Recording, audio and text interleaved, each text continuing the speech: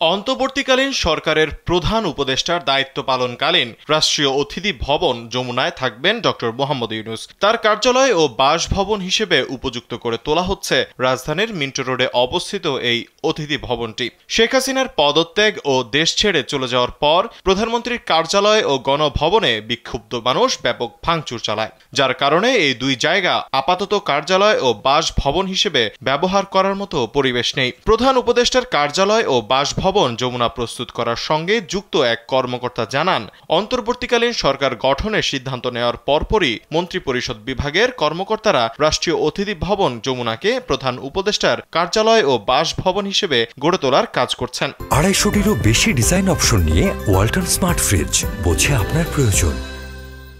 রাষ্ট্রপতির সঙ্গে পরামর্শক্রমে এ সিদ্ধান্ত নেওয়া হয়েছে বলে জানান ওই কর্মকর্তা। এদিকে আরেক কর্মকর্তা জানান, দ্রুতই সংস্কারের প্রস্তুতি নেওয়া হচ্ছে প্রধানমন্ত্রীর কার্যালয় ও গণভবন। ক্ষয়ক্ষতি নির্ধারণে রাষ্ট্রীয় গুরুত্বপূর্ণ এই দুটি স্থাপনার কমিটি গঠন করে মূল্যায়ন করা হবে। এরপর পুনর্নির্মাণের এ উদ্যোগ নেওয়া হবে দ্রুততার সঙ্গে।